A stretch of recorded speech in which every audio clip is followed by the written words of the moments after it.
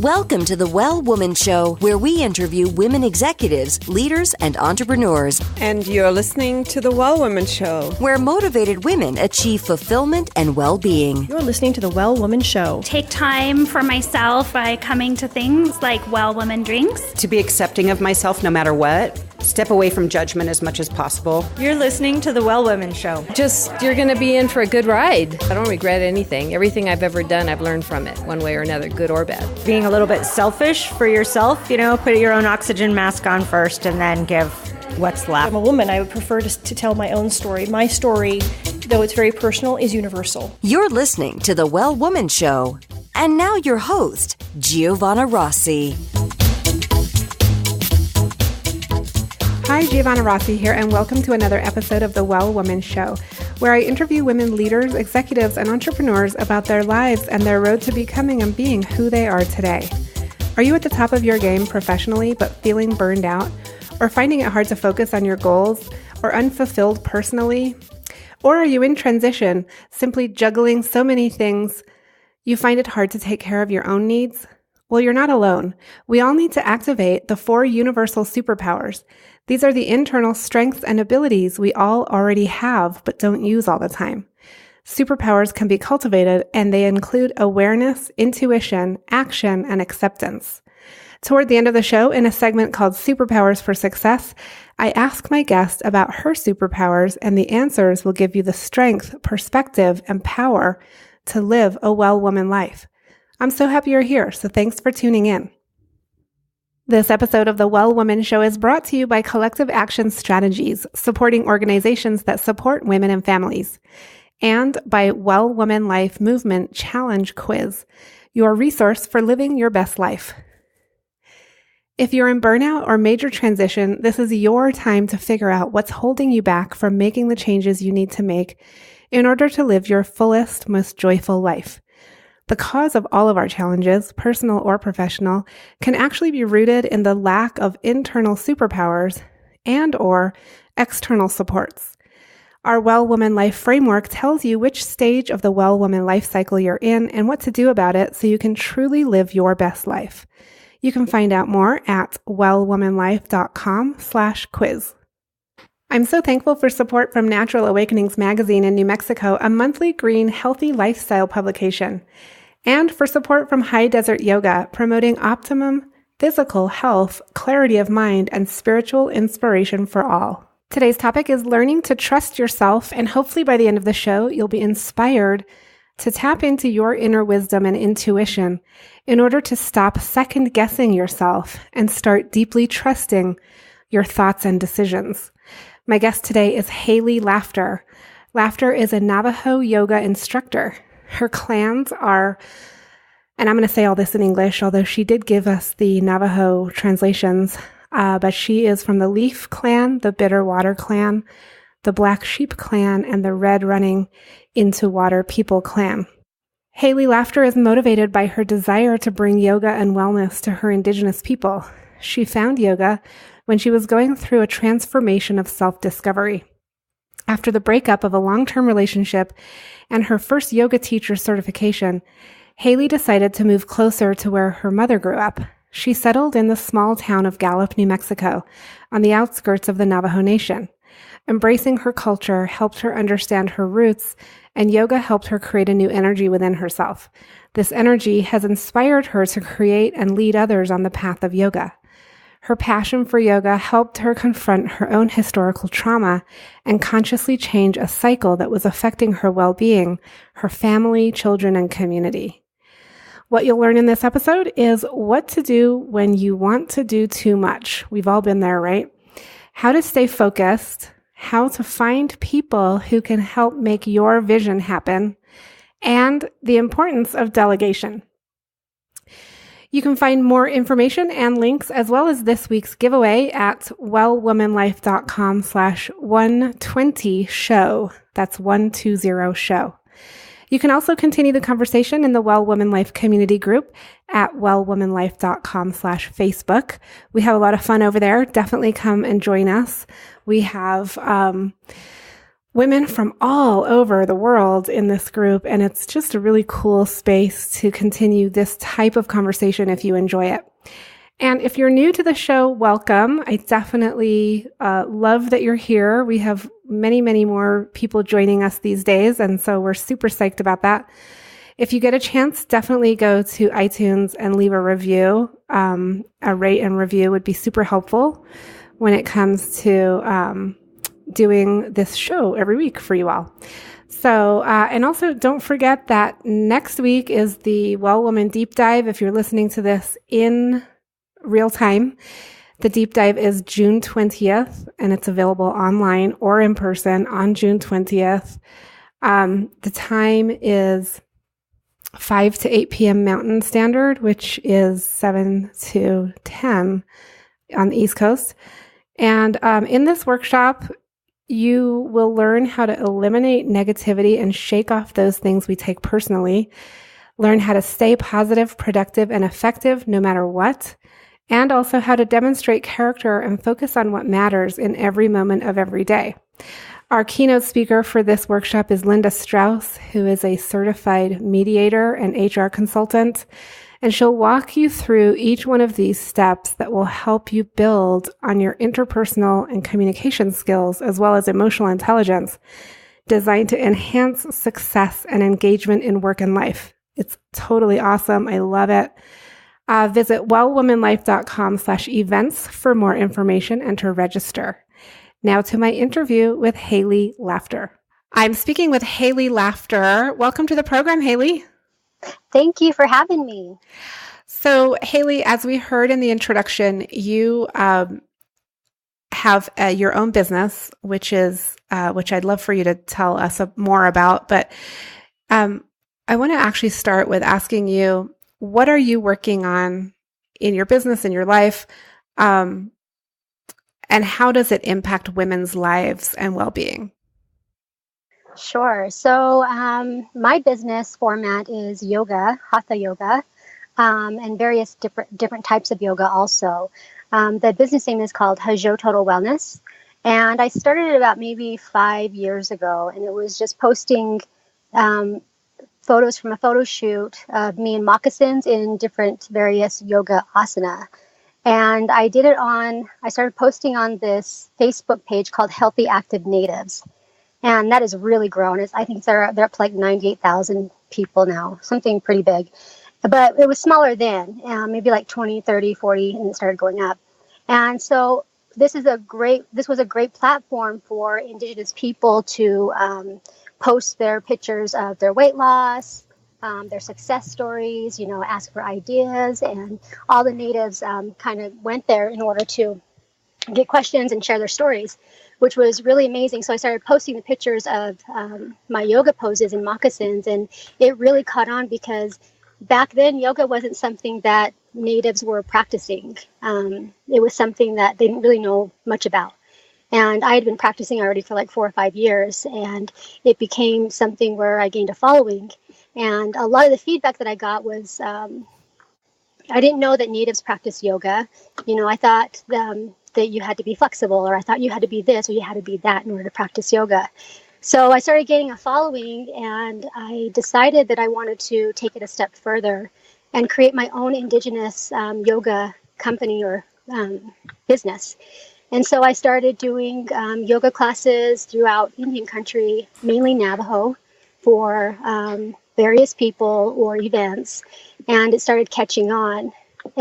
So it was good. It was just me in the beginning, and after about a year ago, I hired on Anita Lada, who is my executive director, and together we planned and executed our first International Yoga Day at Monument Valley. And that was an amazing experience. We had a lot of different teachers coming from different states, Indigenous people, not just Indigenous people, but for everyone. Okay, I want to stop you because I want to ask you a few follow-up questions here before we get into International Yoga Day, which I definitely want to hear about.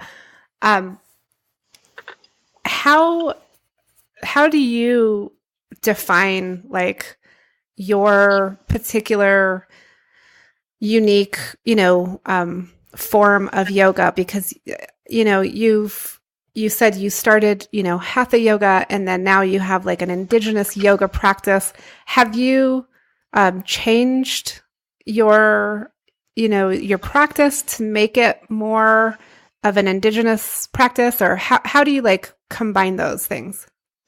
Sure. So I began by incorporating the indigenous philosophies, the indigenous philosophies, and then made that more broader by incorporating the 4 elements and creating a format which teaches about the breath, which would be wind or air, and then Mother Earth would be the body, water would be the mind, the thinking, and then fire would be the emotion.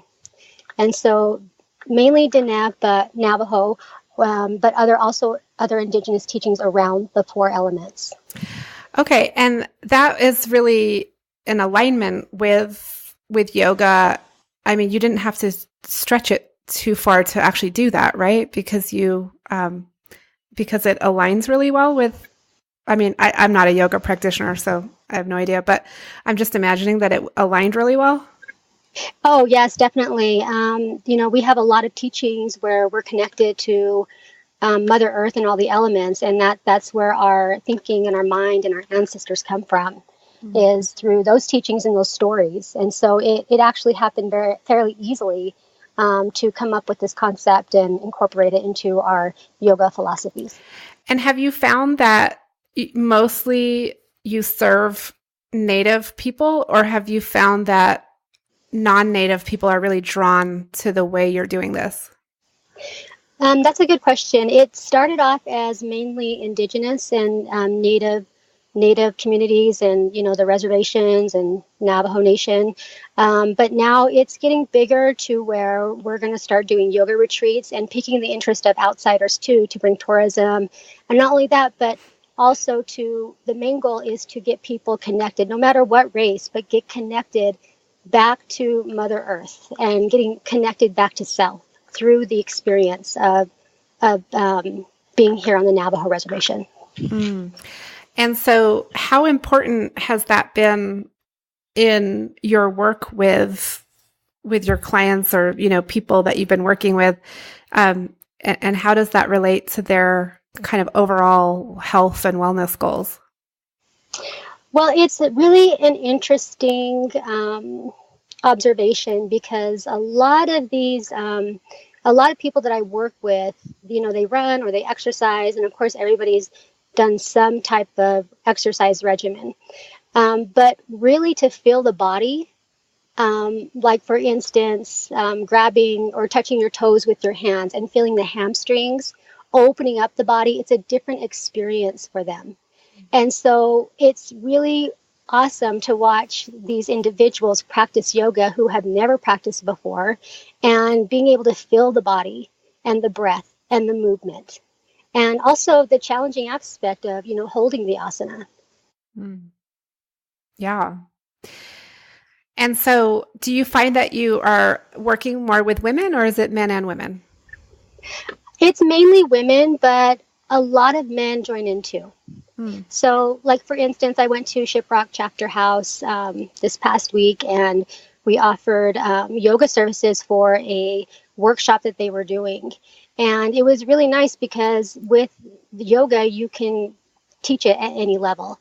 And so I had elderly in there, I had young, I had old, I had everybody in there practicing stretching and doing basic things, yoga asanas in a seated position.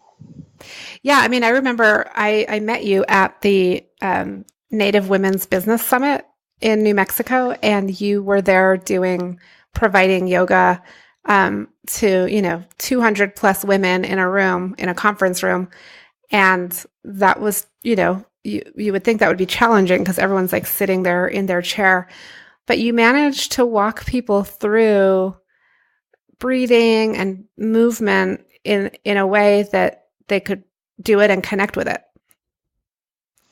Yeah, and that's the idea is, as an experienced teacher, it's really important that you read the bodies in the room, from the more advanced or the more flexible to those who are not, and taking in different considerations of age, their weight, their, all of those things are limitations, and practice and teach at a level that's easy for everybody to experience.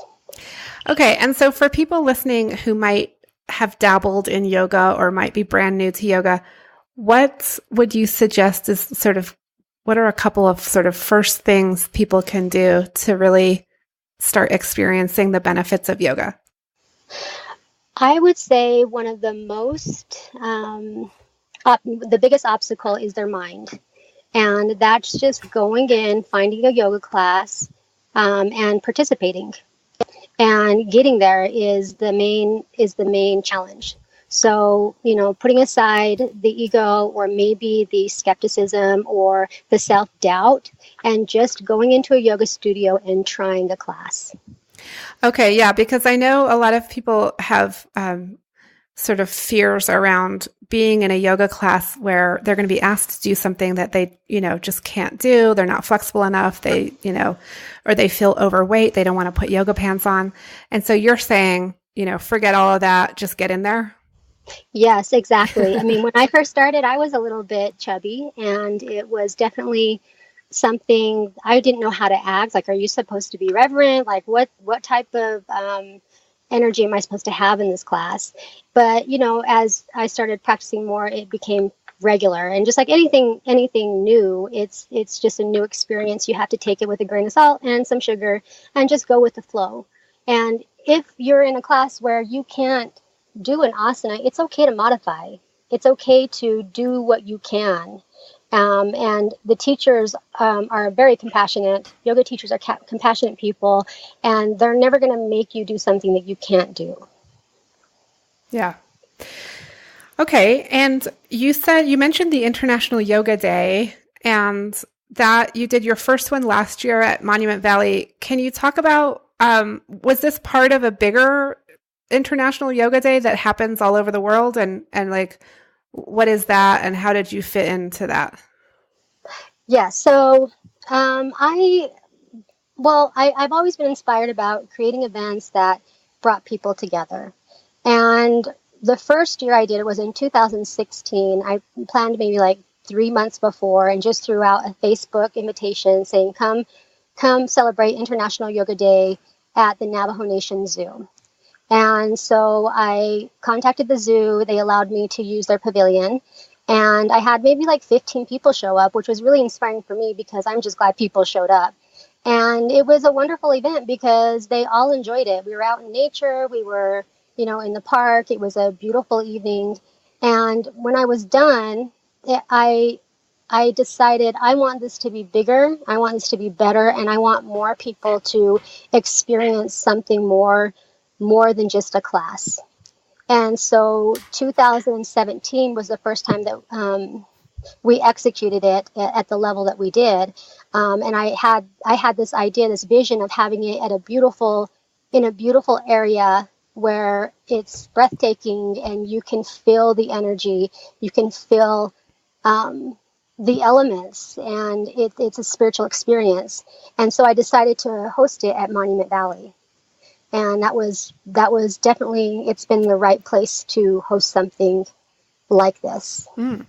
Isn't it super hot though to have something like that there? Yeah. Oh, yeah, it is hot. However, we have the what's called the Welcome Center. So it's a big inside venue that we can use. And so it's air conditioned, and we have maybe one class outside that would be, or two classes, the sunrise yoga and the sunset yoga. By then it's pretty good.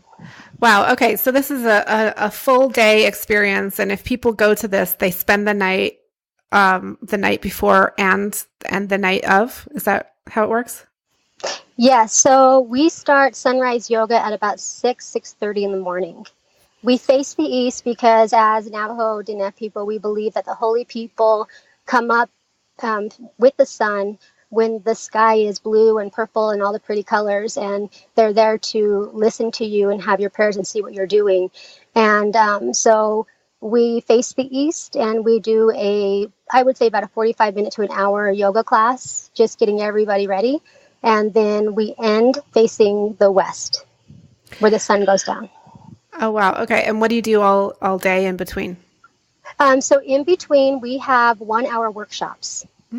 So we would start with a continental breakfast after the sunrise yoga and then go right into our workshops. And they're 1 hour. Then we have a lunch break and we go again for a few more sessions. Then we have a dinner break and entertainment. Then our sunset yoga. Okay. And where can people go? And we'll connect to this in the show notes, but where can people go to find out more about this?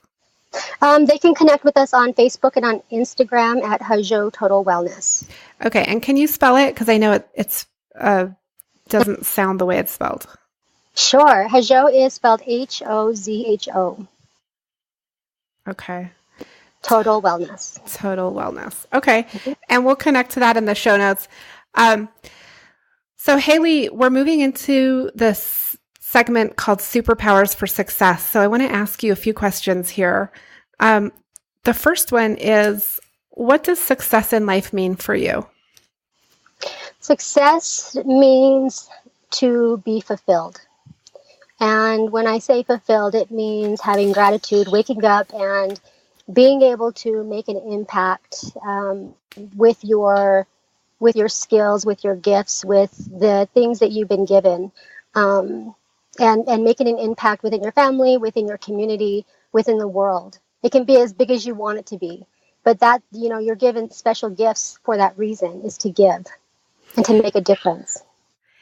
And when did you know you were really good at what you do? I knew when I was really good at what I did when I decided to start posting on social media and gaining that response, the positive reinforcement that encouraged me to continue what I'm doing now.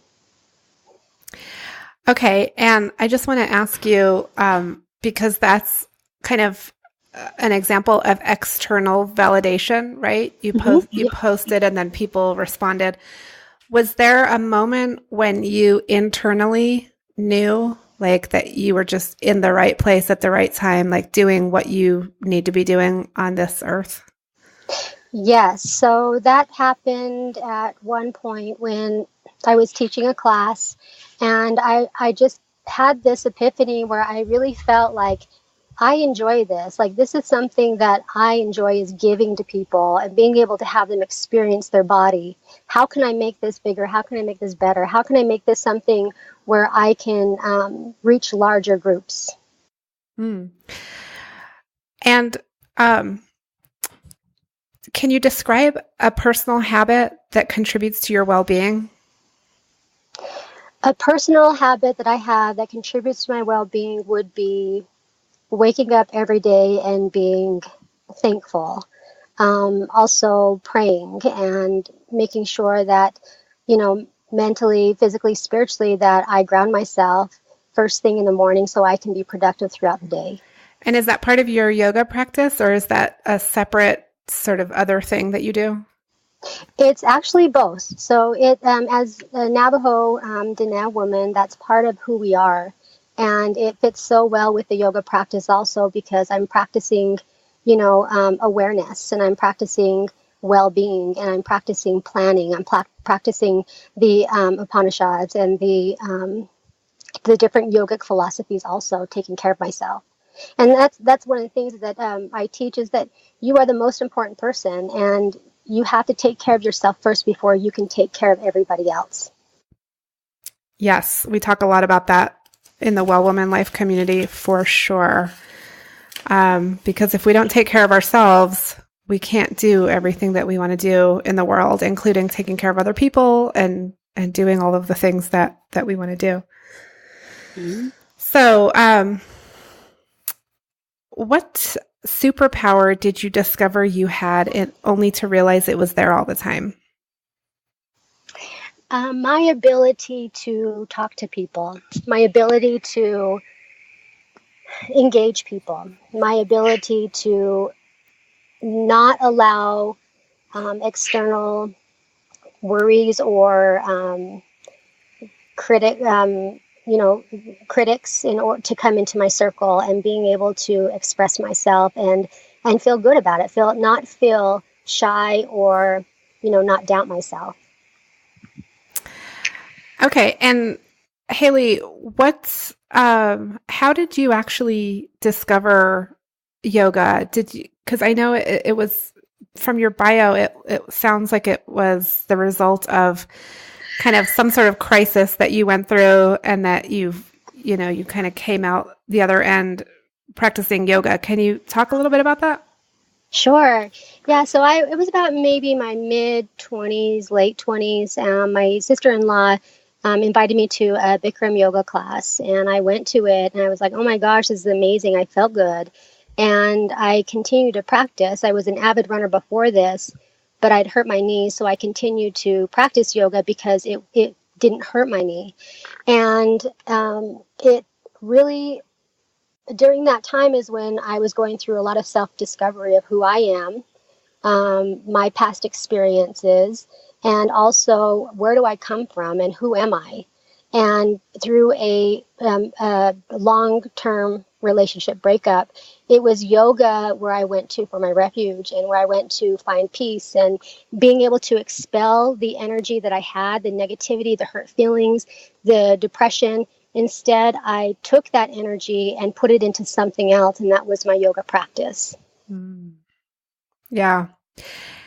And what do you do when you have a setback? Like when, you're full steam ahead and then something derails you? How do you respond to that? I will take a deep breath and then realize it's not as bad as it could be. And there's always a way through. I just got to find that way. There's always a way around, in, through, under. There's a way to get around the situation that you're in. And sometimes it's just waiting, being patient. Yeah, I like that, because so many times we, especially as high achieving women, we want to push through and take action and, get things done. And actually, sometimes what we really need is just to take a pause and take a step back. And like you said, wait through it. Just have patience. And I find that sometimes when you force things, it makes things even worse. And one of the things that you learn in yoga is just to let things go. A lot of the things that you worry about, that you're stressed about, that you want control over, it's just best to let it go and see where it ends up, because it's always going to come out okay. Yeah, love that. Haley, what advice would you give your 25-year-old self? My 25-year-old self, I would say travel more. Don't stress so much. You're okay. You're beautiful. You are a wonderful person, and don't doubt yourself. Do you think she would have listened? No, probably not. But that's the advice I would give her. Yeah. Okay. A couple more quick questions. Do you identify as a feminist? I would say people may identify me as a feminist. For my own self, no. I'm pretty just an open person and I'm very accepting of other people. And so, do I believe that women have some disadvantages? Yes, I do. And do I stick up for those rights? Yes. But as far as being radical, I wouldn't say I'm a radical person. Okay. I define feminism on this show as working for social, political, and economic equality. And so I think... Then yes. Yeah, I know. Yes. That's usually what happens is I think the word has so much baggage. And so I ask all my guests this question, and the word feminism just means something different to each person that I talk to. And it's so interesting what the word brings up for people. Like you mentioned radical, and I hadn't, said that at all. But to you, that's what that conjures up, right, in your mind. Yeah, I think when we start to put ourselves in categories, for my own personal self, feminist or like activist or things like that, there's like this perception of rawr, we're going to fight or what have you. And so I'm glad that you clarified that, because it definitely opens up my perspective on things and the way that I use that word and identify with it. Yeah. Okay, last question. What are you reading right now? What's on your nightstand? Right now, I am actually reading a couple books. One of them is Yoga Anatomy, because, knowing the body and the muscles and tissues, I've read it probably twice. And then also another book called God is Red.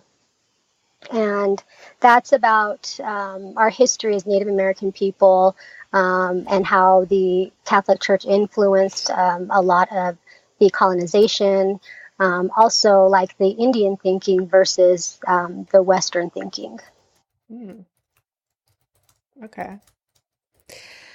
And actually, that wasn't the last question. My last question is, what is your greatest challenge right now as a woman, business owner, yoga practitioner, all of the things that you are? What is your biggest challenge in your personal or your professional life? My biggest challenge is wanting to do too much at one time. I'm definitely like a visionary, and I have all these ideas of what I want to do. And instead of focusing on one, which right now it's International Yoga Day, it's like, oh, I want to jump here and I want to jump there and create all these different things. So I have to stay focused on one thing at a time. Isn't that the life of an entrepreneur, though? I mean, yeah, I so relate, because I'm always coming up with a million things that I want to do. And it's like, no, we need to focus here, Yeah. And I find that finding people who can make your vision happen, who you can collaborate with, and who can execute things, make it a lot easier.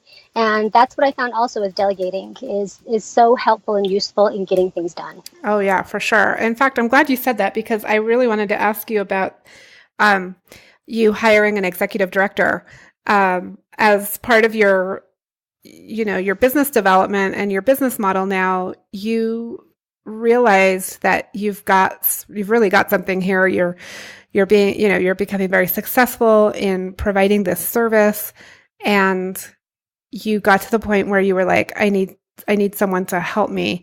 And so you decided to hire an executive director, not an assistant, which a lot of people decide that they need sort of assistant level people, but you decided to go the executive director route. Can you talk about that? Sure. So when I was manifesting and really putting my vision and my energy into International Yoga Day, I happened to meet Anita Lada, who is from Las Cruces, and she was moving to Gallup, and she contacted me through Instagram by chance. And I met her, and she's a very strong woman, and she has very great organizational skills, and she's involved, she's committed. And so the reason why I didn't find her as being fitting into an assistant level, because she possesses a leadership skill that is so needed for me and HTW to get things accomplished. And I felt like by bringing her on as an assistant wasn't worthy of what her talents are. So me being fair to myself, me being fair to her, and seeing this vision as something that's going to be bigger and greater, I always want to lift up those people who help me. Yeah. And I want to give them the best of what I can. But that's interesting. You met the person first and then decided where they would fit into your organization. You didn't go out looking for an executive director to begin with. This is true, yes. And I think that's so interesting, because I think that's more intuitive, right? More of an intuitive way to approach your growth. Yes, and I would say that, at least 80% of the time I'm using my intuition. What feels right?